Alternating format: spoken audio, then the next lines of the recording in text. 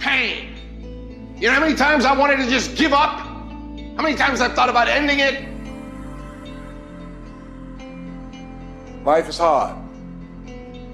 Easy, it's not an option. But it's worth fighting. It's worth believing. It's worth giving yourself a chance. It's worth mustering yourself up, standing up inside yourself. It's worth fighting relentlessly, never giving up. It's worth fighting a good fight. It's worth being around motivated, positive people. It's worth being up-tempo. It's easy to have faith and feel good when you're feeling good and you have no pain and your bills are paid and you got a clean bill of health from the doctor. It's easy to be motivated then. But when that's not the situation, it's hard. When you look in the mirror and you don't see the person that you once saw. It's hard. I know it's hard, but do it hard. You got to go all the f in. When there's a will, there's a way, and there's always a way. When you're committed, you don't care about the facts. You don't care about the odds. You don't care about the opinions of others. The only thing you care about is making it through to the other f***ing side. No matter what it takes. You just got to keep searching, keep fighting, keep hammering, keep failing, keep trying, keep getting back up again, and stop at nothing to reach it.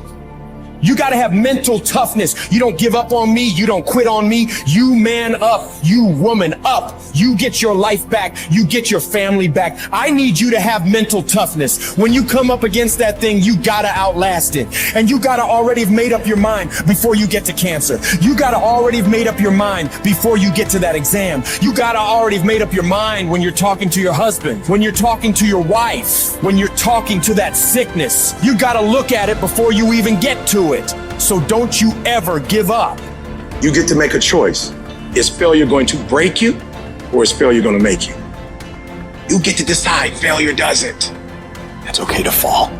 It's okay to cry. It's okay to go home. But quitting should never be an option. It's not in falling that makes us failures. It's in not getting up that makes us failures. And you get to decide if you get up or you don't get up.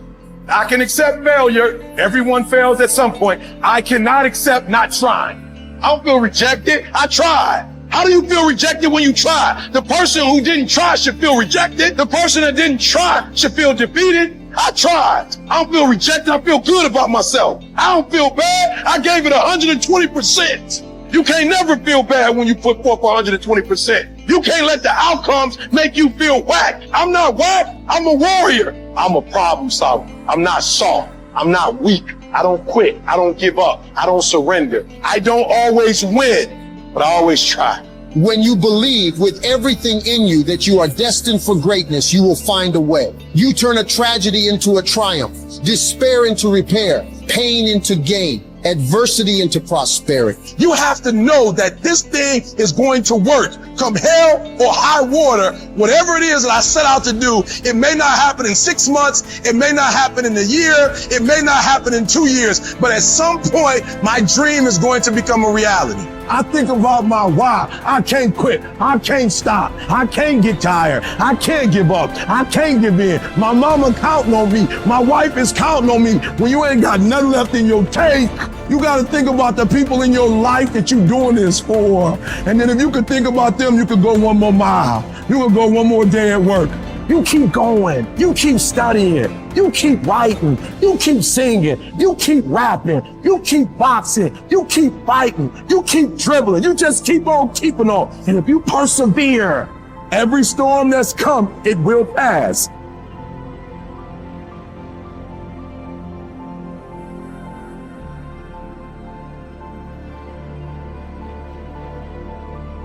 Do you know abundance is our birthright? Abundance is our birthright, and everywhere you look, you see abundance. Everywhere you look. There's an abundance of leaves on the trees. There's an abundance of snow in the ground. There's an abundance of water in the universe. There's an abundance everywhere you go, and you and I have the ability to create an abundance. Now you take nothing with you, you'll never own anything. You arrive with nothing, you're going to leave the same way. It's like somebody said, you come in with no hair and no teeth, no money, that's the way you leave. But while you're here, you can enjoy an abundant life.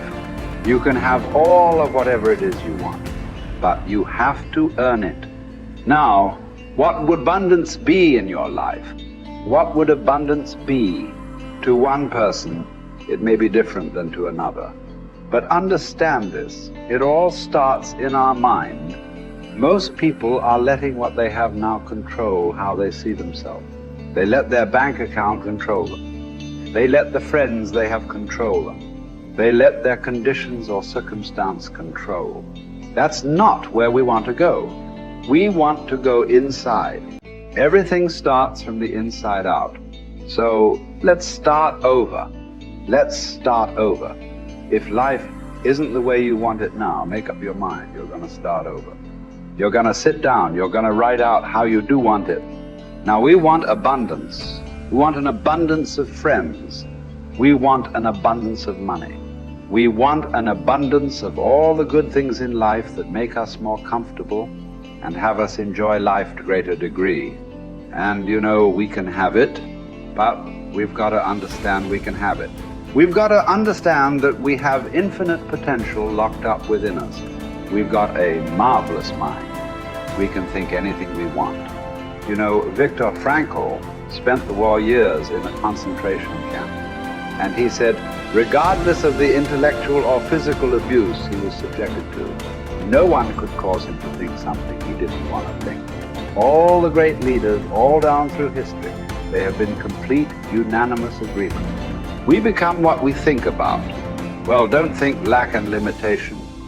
Think abundance in whatever you want. See yourself with plenty, with abundance. Hold the image and then just think, how can I get this? By continually seeing yourself with it, the way to get it will start to come to your mind. You will attract whatever you need because you're getting on an abundant frequency, and it'll all start coming into your life. As you move towards it, it'll come towards you. Abundance, it's your birthright. You've got to decide on it.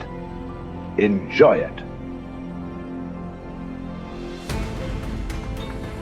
You know, if you can survive the temporary pain in your life, and all pain is temporary, if you can survive the temporary, on the other side of temporary pain, you meet another version of yourself, another insight about yourself. And that's why it's so important to grow as a person, because the more we grow and become a new person, we can help those that used to be like us. And that's why you and I are so addicted to growing and learning, and we're curious, because if you used to be a broken person and you no longer are quite as broken, you can help broken people. If you used to be broke financially and you no longer are, you can help people. Whatever you do for a living, at one time you didn't know about it and now you do. You can help those who need to know about it. And so you're immensely qualified if you understand the power of doing one more. 95% of people have an operating system in their mind where they operate out of history and memory. 5% of humans operate out of vision and imagination. So the reason we're so much happier, I believe, when we're children is we have no history and memory. So we operate out of imagination and dreams and vision. But at some age, some people it's 5 years old, some it's 8, some it's 18, some it's 28, they create a history, and that history then becomes the operating system. So even if they take on a new behavior or tactic, they're operating out of a pattern of thought and belief that's historic and memory-based. And so the number one thing I would say is begin to operate out of your imagination again, out of your vision again. Create from that place. If you create from that place, now you're not tied to the result in that moment. You're giving yourself space to imagine and create something new in your life. You're the product of who you hang around. Wow. How do I know if they serve me or not? Here's one way to just deduce this, because they could be beautiful people who care about you, and they might even support you. But when you're with them, what are you ever have those friends you're with them, you're like, you remember when, you remember that party, remember that thing? Yeah. And if your friends are constantly bringing you to the filtration system of memory and history all the time, think this through.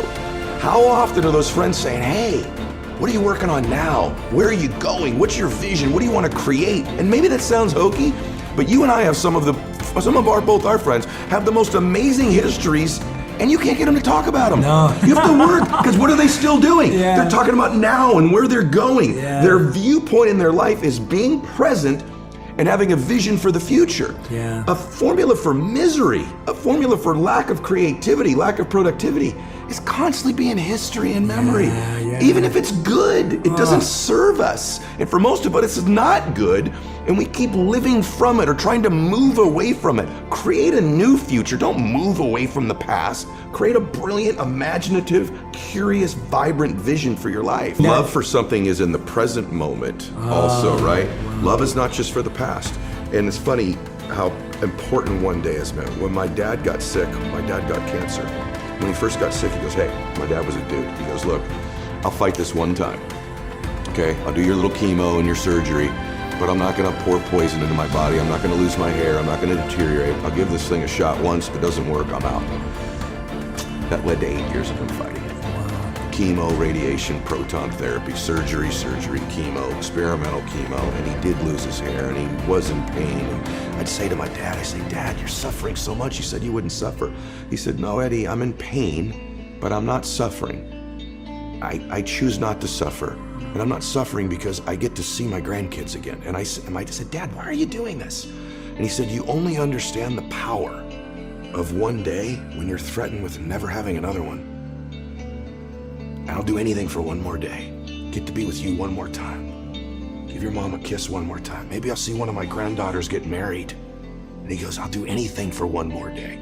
And when we begin to think of our life that way, the power of right now and having one more moment and one more minute is so beautiful. It's so blessed. It's so big. It's so amazing. Why would we spend that minute in history? Why would we spend that minute in the past when we could be fully present and creating the future?